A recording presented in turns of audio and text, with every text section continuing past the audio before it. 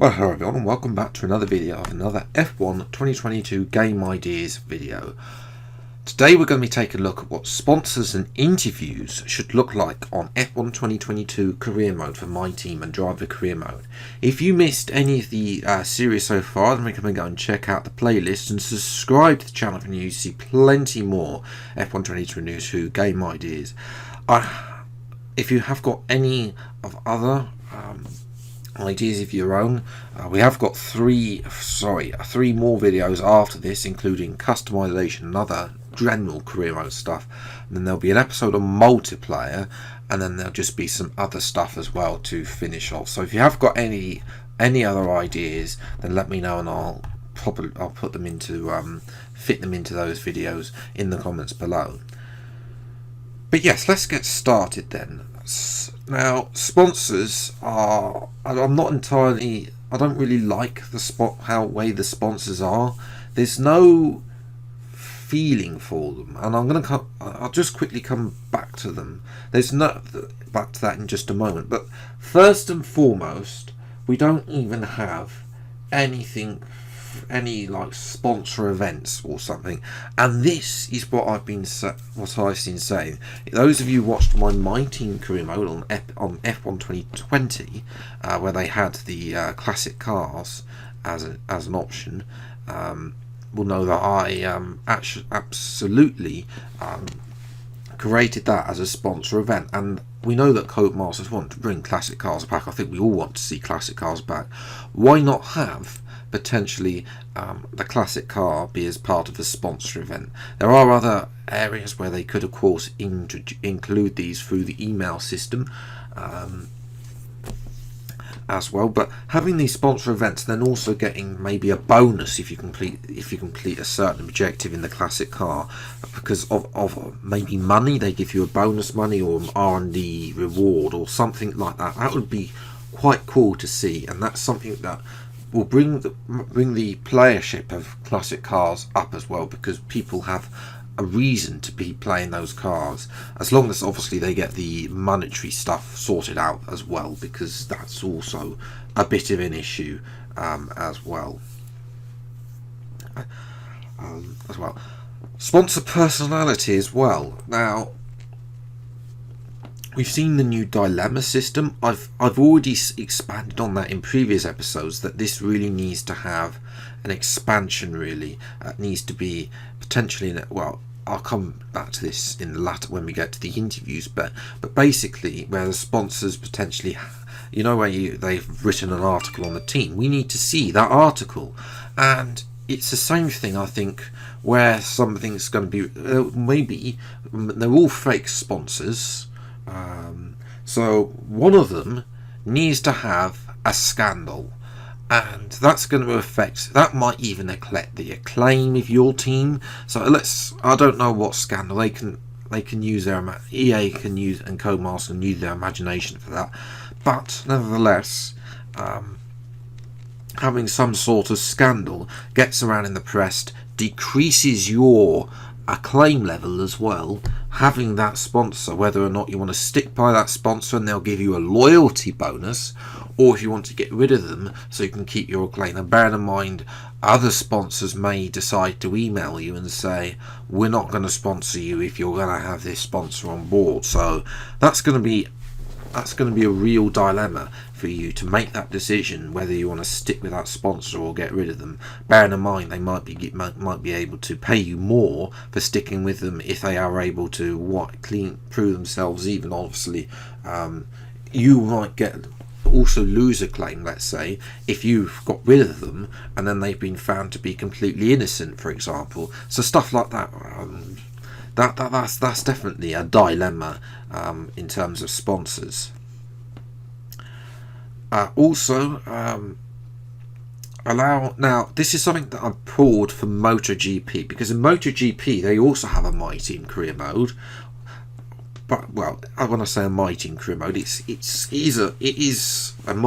create your own team basically in that career mode. I haven't played it a lot, so I'm going off memory from MotoGP 20, when the only MotoGP game I've ever played. and will ever play probably, because I'm terrible. If you have watched me on motorbikes, you will know I'm terrible at driving them in game, which is why I don't drive one in real life. But anyway, one of the things in those games you could add, I think they had fake sponsors, but they also had some of the real life sponsors. And this is what I was thinking, maybe allow F1 or EA real sponsors, maybe EA themselves sponsor your My Team car. And obviously F1's got a whole load of sponsors that it sponsors F1 itself, like DHL. All the teams have Pirelli on, so why don't the My Team car have on as well? So that Pirelli should definitely be a sponsor as well. I think every single mod that's been created for My Team car has a Pirelli logo on. So the Pirelli is a definitely must, and then also you can add DHL, some of the others as well, and that potentially sponsor F1 can also sponsor the My Team car, with a mix of obviously they're not going to be the main sponsors, so those main sponsors would be still fake potentially, which allows those scandals to happen as well. And then also allowing personal sponsors for driver career mode. I'm pretty sure that every driver has a personal sponsor on their helmet. And again, this is going to come back in next week's episode in the customization, because obviously one of those things is a helmet editor. But basically, if you get a personal sponsor, so they sponsor you.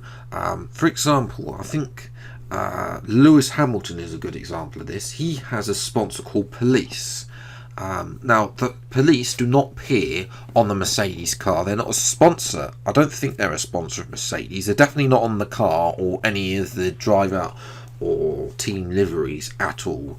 But Police do appear on Lewis Hamilton's helmet. So, he's getting a little bit extra money from that sponsor.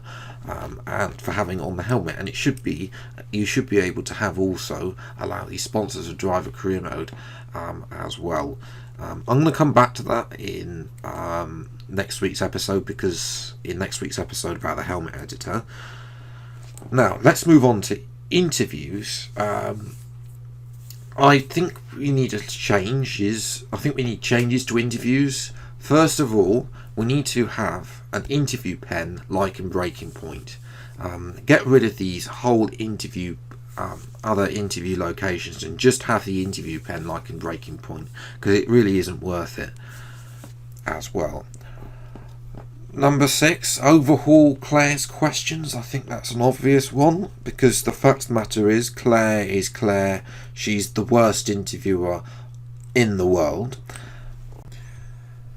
Yes, especially the fact that some of the questions really don't really make any relevance as well. And that's also, I think someone asked them about the rivalries. That, like, I've been getting a rivalry of Perez, Verstappen, Hamilton and Bottas when I've been driving for an Aston Martin.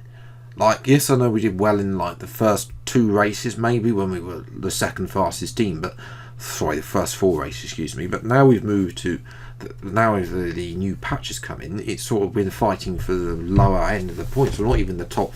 We're not with like the 6th fastest team or something like that in this career mode now. So yes, I don't know why she's asking me these questions when I'm not going to be able to ever beat Hamilton, Bottas, Verstappen or Perez in the Red Bull or Mercedes car.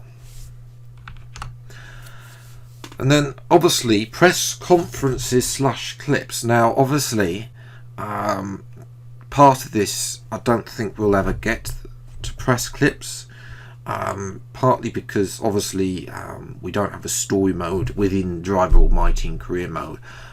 So maybe they'll have like what they do on FIFA, where they have like an animation but there's no vocals of the person, and then they'll have like a transcript of the interview with it, stuff like that'll be actually quite cool to see. Especially that also goes back to what I was saying in last couple of weeks ago's episode 5 about driver relationships as well. If you get interviewed and you give a bad interview, somebody can give a bad interview about you, and we need to see that in Eclipse. Also, press conferences, you know that you see the Thursday schedule, it's been part of F1 for a while now.